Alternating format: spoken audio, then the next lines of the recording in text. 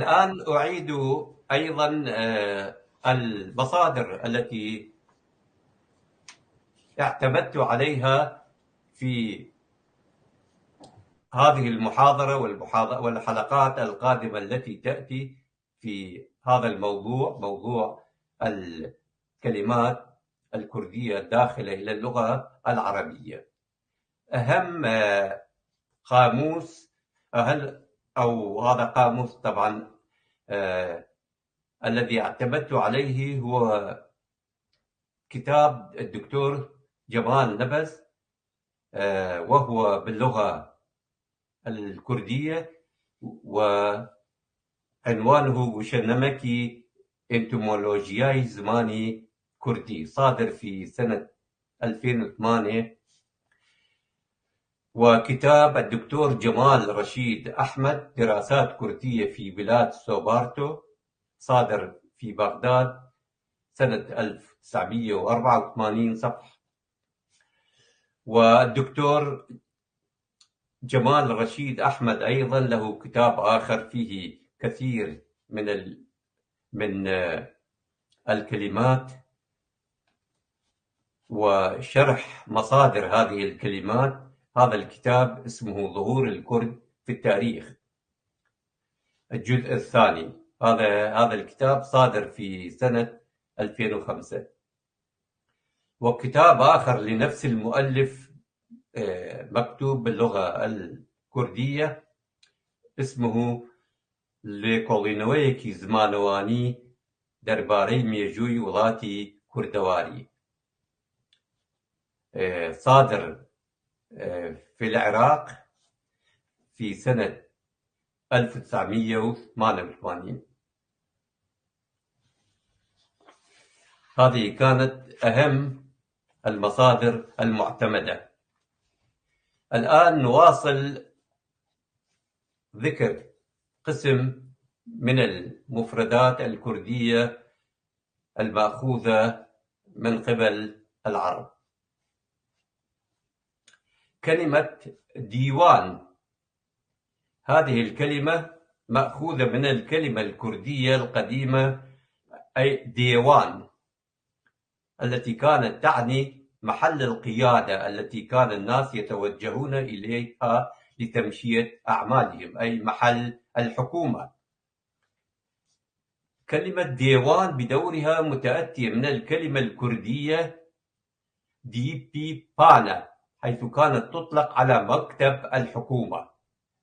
كلمة ديوان أيضا هي مفردة بهلوية.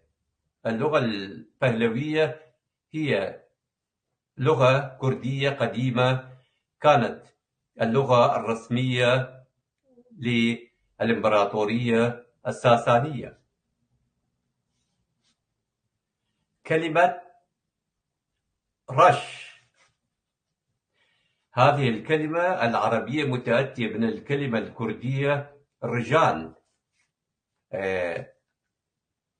هذه تستعمل للسوائل، سكب السوائل، رش السوائل، الماء وغيرها. رف، هذه الكلمة أيضا مقتبسة من الكلمة الكردية رب.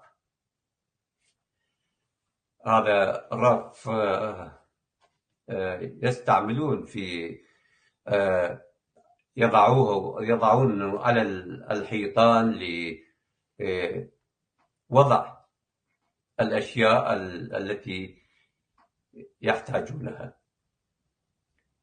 ريباس، باللغة الكردية العفو ريباس، مأخوذة من الكلمة الكردية ريواس. دخلت هذه المفردة الكردية أيضا إلى اللغة الفارسية بصيغة رواس. يمكن الكثيرون من المستمعين لا يعرفون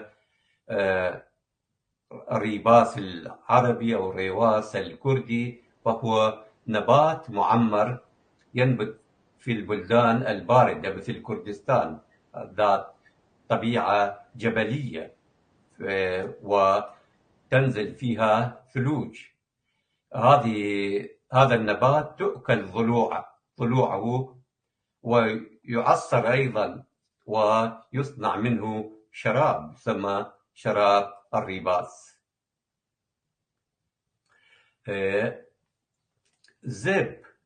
زب هذه الكلمة تعني العضو التناسلي الذكري أي القضيب للرجل، متأتية من الكلمة الكردية زاو التي لها نفس المعنى، كما أن الكلمة الكردية زي تعني العضو التناسلي الأنثوي.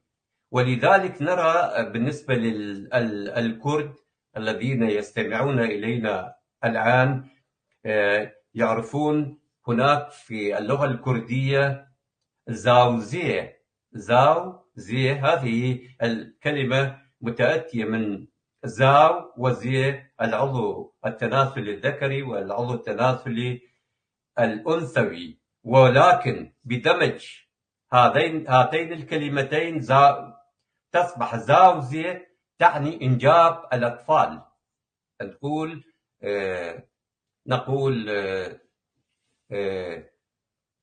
النساء على سبيل المثال يعملون زاوزي يعني ينجبون الأطفال في حالة الإنسان.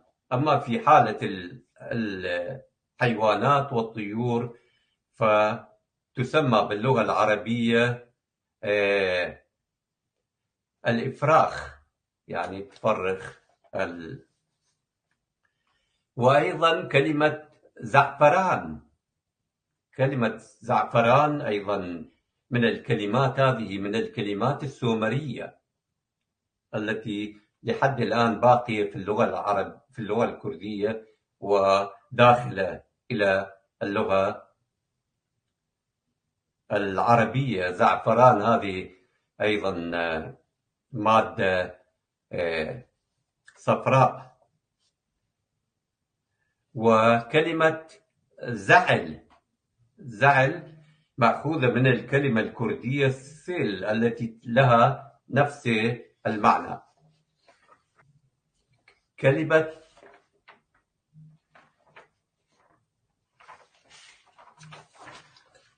زفاف، هذه الكلمة مأخوذة من الكلمة الكردية المركبة زماوند التي تتألف من كلمة زماوند يعني زفاف باللغة الكردية، ولكن هذه كلمة مركبة تتألف من كلمة زاما وزافا التي تعنيان الريس.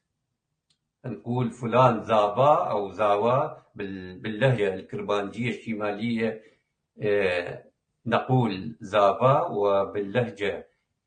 اللهجات الأخرى نقول زاما أو زاوا. زاما باللهجة الهورامية وزاوا باللهجة الكرمانجية الوسطى السورانية. والمقطع الثاني من كلمة زماوند الوند تعني الارتباط بشيء ما. هذه الكلمة أيضا هي كلمة ميدية موجودة بصيغة زامات، والتي تعنيان الإنسان الذي يولد، أي الإنسان الذي يستطيع أن يخلف أطفالا. تم تحوير هذه الكلمة الكردية إلى زاف حسب الآتي: زماوند، زبابند، زفافند، وزفافة زفاف. فخلال المراحل التاريخية مرت هذه الكلمة بهذه التغييرات عبر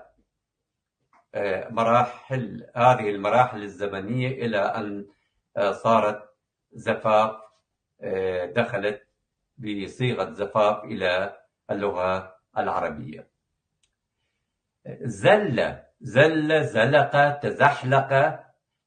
فهذه الكلمة أيضا متأتية من الكلمة الكردية دل التي بدورها متحورة من الكلمة الكردية زل التي تعني خروج الرطوبة من شيء ما.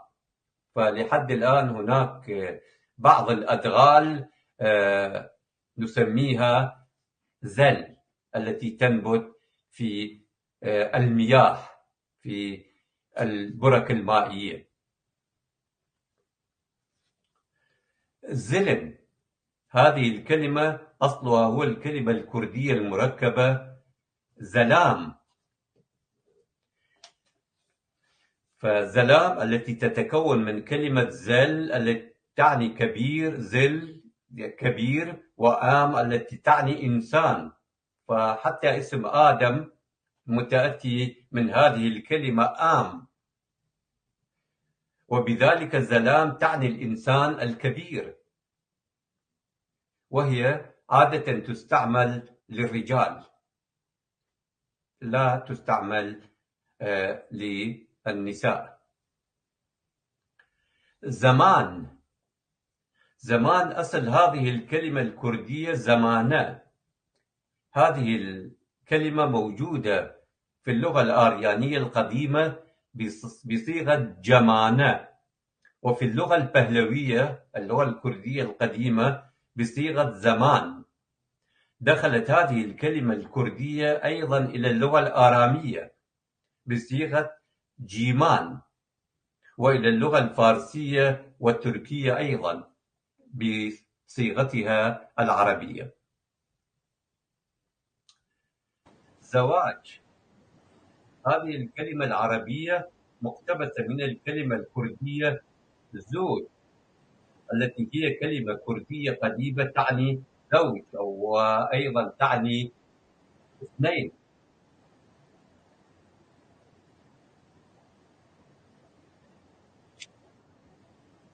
ساذج، هذه الكلمة مأخوذة من الكلمة الكردية ساويلكا المتأتية من الجذر ساو.